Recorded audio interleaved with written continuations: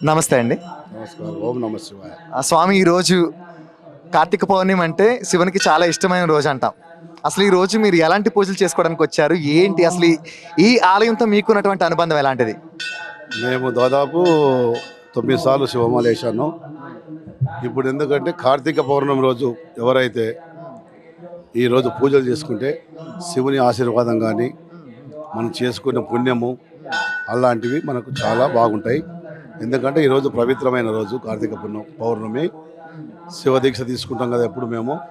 మాకు ఈ కార్తీక మాసం మొత్తం చాలా అన్ని విధాల పూజలు ఈ గుళ్ళో బాగా జరుగుతుంటాయి. ఇక్కడ ఉన్న సాములు కానీ ఇక్కడ ఎవరు కానీ మేనేజ్మెంట్ కానీ చాలా పవిత్రంగా వచ్చిన వాళ్ళకు అన్ని విధాలుగా మంచిగా చూస్తారు. బాగా పూజలు చేసుకుంటారు అందరూ ఇక్కడ ఉన్న భక్తులు. ప్రతి ఒక్కటి ఏ విషయంలో అయినా కానీ కార్తీక పౌర్ణమి చాలా పవిత్రమైన పుణ్యము.